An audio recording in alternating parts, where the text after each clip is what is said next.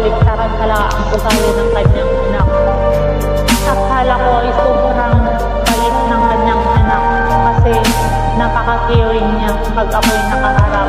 Pero pag nakatalikod na pala ako, kaawa-awang lula, hindi man lang pala pinapakain ng maayos. At ito po yung mga komento na mga conversation namin ng kanyang apo, naiyak ng iyak dahil sa kanyang lula, dahil nag-trending siya sa pambabato kay lula in public ng kanyang anak. Kaya ko po nalaman ang kalagayan ni Lola dahil nag-message po sa akin ng kanyang apo na labis pong nadudurog ang kanyang puso sa nangyayari sa kanyang Lola.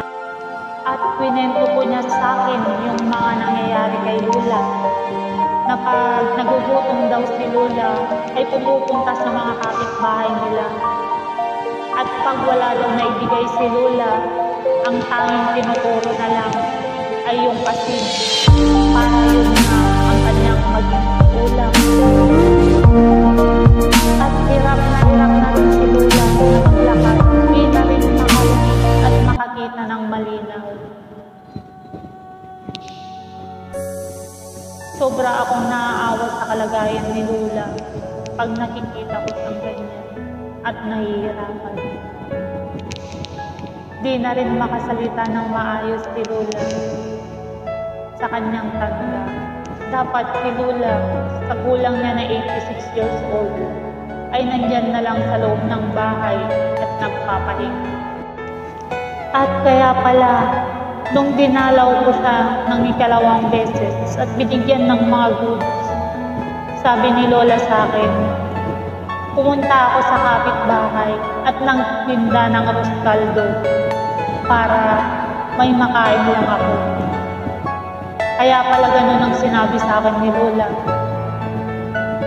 Yun pala ay nagkakilap siya ng kanyang makakain. Kawawang Lola, gutom na. Pinagtatrabahuan niya ang kanyang kinakain at pinaghihirapan niya. Di man lang bigyan ng kanyang anak kahit kunting pera lang para may makain sana si Lola. Sobrang saludo ako kay Lola sa 86 na gulang mo na yan. Alam kong hirap na hirap ka na sa kalagayan mo. Pero nilalabanan mo pa rin at pinapalakas mo ang iyong sarili para lang maghanap buhay.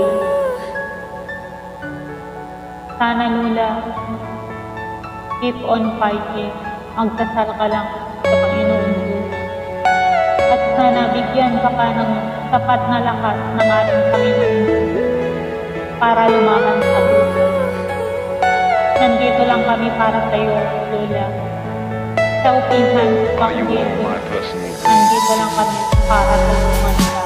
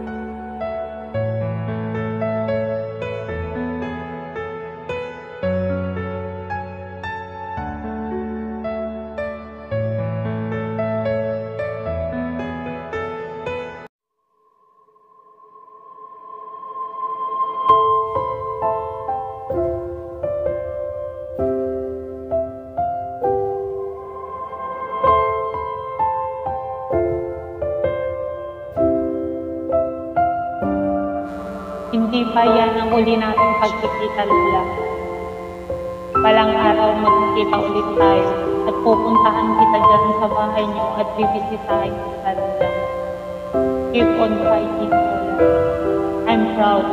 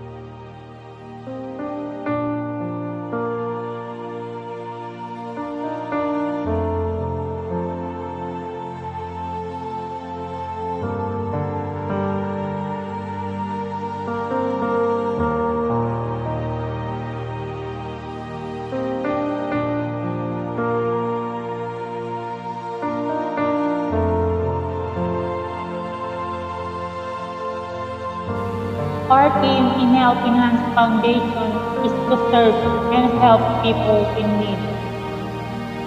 Hindi lang po kami mga sulit na magkakaibigan, kundi nagtutulungan din po kami para makatulong po sa kapwa nating mga kababayan sa mga nangangailangan po ng tulong.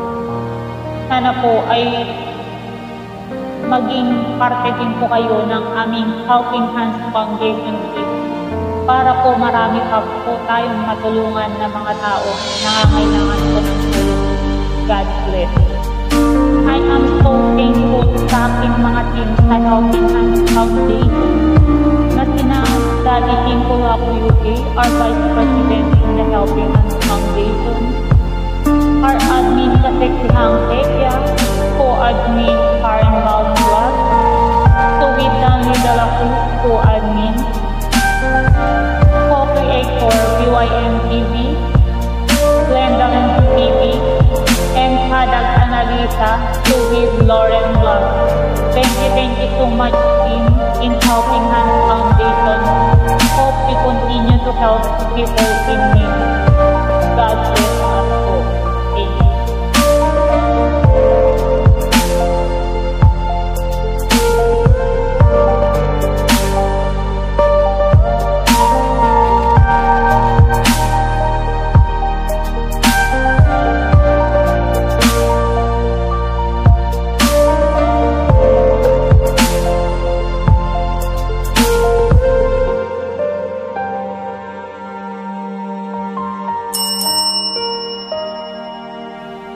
See you soon again, Lola. Bye-bye.